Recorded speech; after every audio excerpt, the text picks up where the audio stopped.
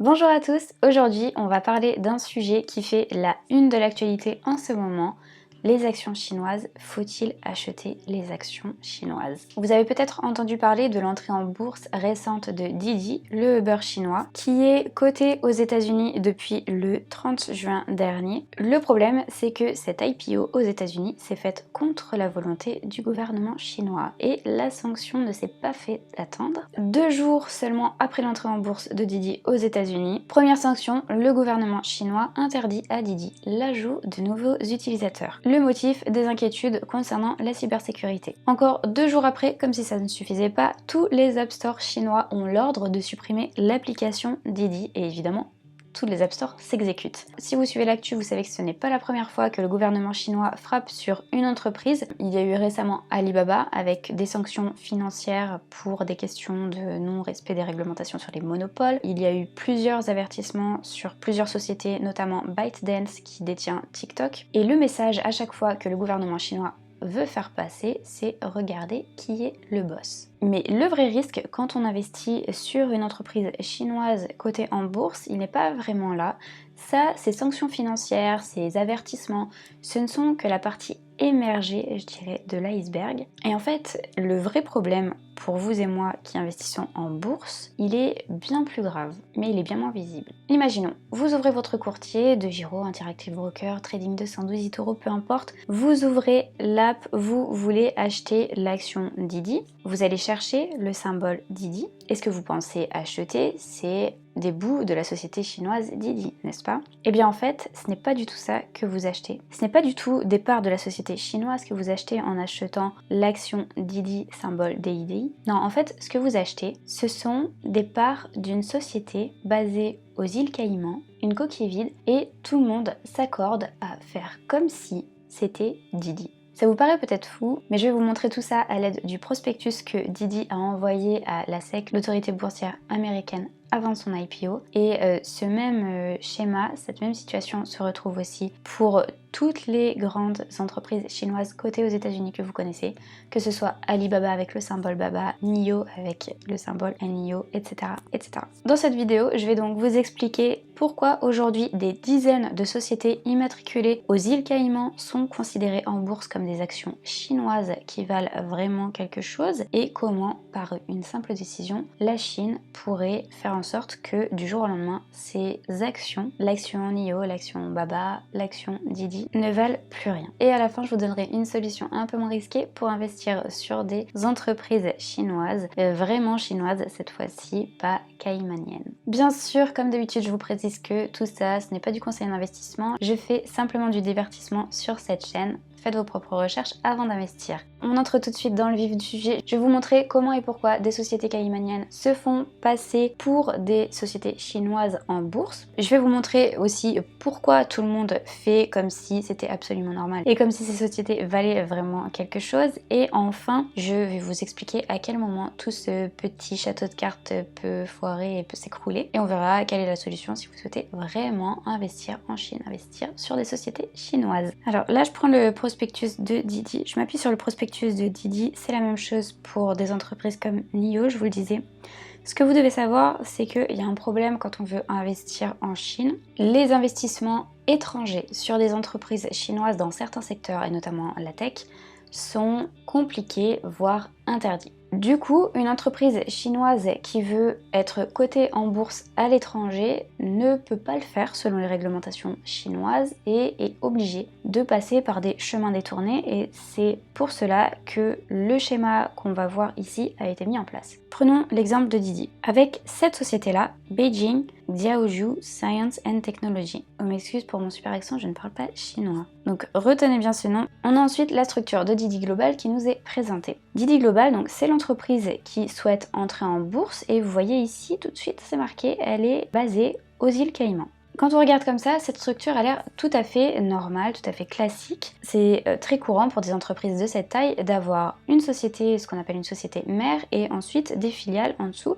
qui s'occupent de différents pôles ou qui ont en charge différents pays par exemple. Donc on a en haut Didi Global et vous voyez ici les flèches simples représentent ce qu'on appelle des liens en capital, c'est-à-dire que Didi Global par exemple détient 100% dans ce cas-là, de Xiaoju Science and Technology, qui est une société basée à Hong Kong. De la même façon, cette société, Xiaoju Science and Technology, détient 100% de Beijing Didi Infinity Technology and Development, qui est, elle, basée en Chine. Et là, ça se complique un peu, parce que vous voyez, entre cette société-là et celle-ci, Beijing Xiaoju Science and Technology, qui, je vous le rappelle, est la vraie Didi, ces deux sociétés-là n'ont pas de lien de capital entre elles. Beijing Didi Infinity ne possède pas Beijing Xiaoju Science and Technology. Elles ont juste, ces sociétés, des arrangements contractuels entre elles. Vous voyez ici, dans la légende, contractual arrangement. Et le problème réside ici pour les investisseurs comme vous et moi. Pourquoi? Ces arrangements contractuels, ils visent à détourner les réglementations chinoises. Je vous le disais, une société étrangère n'a pas le droit de détenir une société chinoise dans certains domaines d'activité, notamment les domaines de la tech. Mais ce qui est tout à fait possible, tout à fait autorisé, c'est qu'une société étrangère ait des liens contractuels avec une société chinoise, y compris une société chinoise de la tech. Ce qui est fait là et ce qui est fait par toutes les sociétés chinoises cotées en bourse aux États-Unis, c'est que en fait, la vraie société chinoise qui a l'activité va passer toute une série de contrats qui vont bénéficier au final à la tête qui est aux îles Caïmans. Et l'ensemble de ces contrats vont aboutir à faire comme si la société chinoise qui est là était vraiment détenue par la société des îles Caïmans qui est là, détenue indirectement au travers tous ces liens de détention. Je passe sur les détails du droit des sociétés. Ok, je vous donne des exemples concrets pour ne pas trop vous perdre. Pour simplifier, dans mes explications, je vais faire comme si ces deux sociétés-là n'existaient pas. On s'en fiche parce que celle-ci détient 100% de celle-ci, 100% de celle-ci, etc. Enfin bref, c'est des liens à 100%, donc on s'en fiche. On va faire comme s'il n'y avait que celle-ci, Beijing Xiaoju Science and Technology, et Didi Global aux îles Caïmans. Ok. Donc par exemple, Beijing Xiaoju Science and Technology va passer un accord avec Didi Global en disant « Nous, on est d'accord pour vous verser tous nos profits pendant les 100 prochaines années et ce contrat sera renouvelé automatiquement selon la volonté de Didi Global. » Et c'est Didi Global qui décidera à quelles conditions ce contrat sera renouvelé. On va pouvoir aussi avoir des contrats selon lesquels Beijing Xiaoju Science and Technology accepte de recevoir des ordres de management de la part de Didi Global. Tous ces contrats visent à ce que Didi Global exerce un contrôle sur Beijing Xiaoju Science and Technology, exerce un pouvoir de décision, mais aussi bénéficie de la prospérité financière de Beijing Xiaoju Science and Technology. Une fois tous ces contrats passés, la société basée aux îles Caïmans va demander à être cotée aux États-Unis, comme ce qui a été fait dans le cas de Didi Global. Et le marché américain, les investisseurs vont faire comme si cette société basée aux îles Caïmans possédait la société chinoise et même comme si elle était la société chinoise, alors que entre ces deux sociétés, il n'y a rien d'autre que des accords contractuels. À partir de là, on se rend vite compte qu'il y a un gros problème, puisque cette société-là, le vrai Didi, est détenue par d'autres investisseurs, et c'est là où on peut avoir le premier souci et où tout ce petit château peut s'écrouler. Donc on a vu pourquoi et comment ces sociétés basées aux îles Caïmans se font passer pour les sociétés chinoises avec lesquelles elles ont des liens contractuels. On a vu aussi pourquoi tout le monde fait comme si elles étaient vraiment la société chinoise avec qui elles ont des arrangements contractuels. C'est tout simplement parce qu'elles exercent, grâce à ces arrangements contractuels, un contrôle effectif sur les entreprises en question et elles bénéficient de leur prospérité économique. Alors maintenant, comment est-ce que tout ça peut s'écrouler? Premièrement, tout ça évidemment, ça repose sur la bonne foi des différentes parties. Puisqu'il ne faudrait pas que la vraie société Didi basée en Chine, celle-ci que je vous montre à l'écran, décide à un moment donné de rompre les accords contractuels. Je ne sais pas exactement ce qu'il y a dans les contrats, mais j'imagine que c'est une possibilité. Autre possibilité, il ne faudrait pas que les actionnaires de cette société, Beijing Xiaoju Science and Technology, toujours la même, la vraie société Didi, il ne faudrait pas que ces actionnaires décident de vendre leur part ou soient forcés par le gouvernement chinois à vendre leur part à d'autres actionnaires qui pourraient ne plus respecter les accords contractuels passés avec in fine Didi Global. Et enfin, dernier risque, c'est que le gouvernement chinois décide tout simplement que ces arrangements contractuels sont nuls.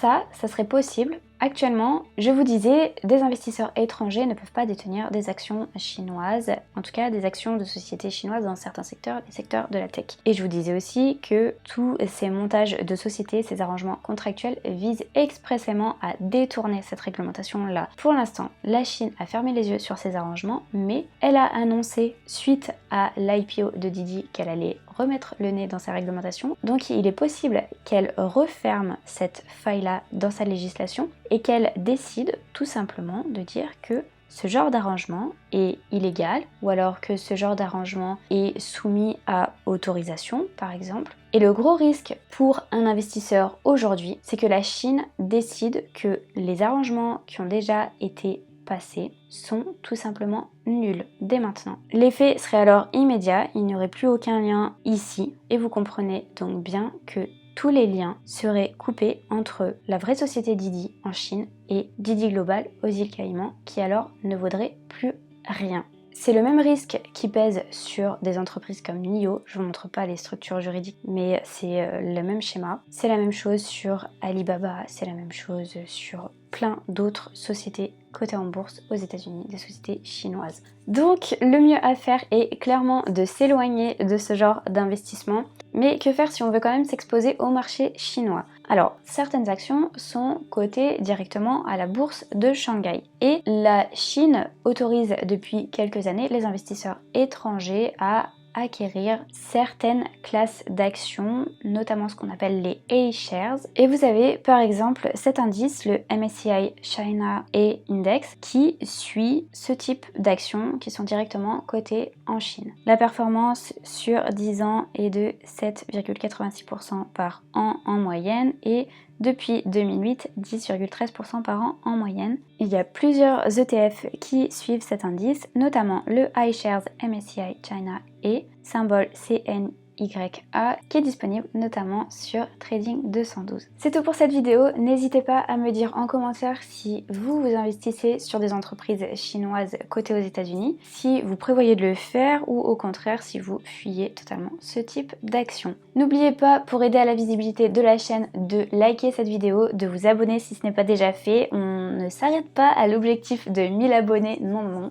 J'ai plus d'ambition pour cette chaîne. On se retrouve très vite et en attendant, je vous laisse avec une autre vidéo. Ciao!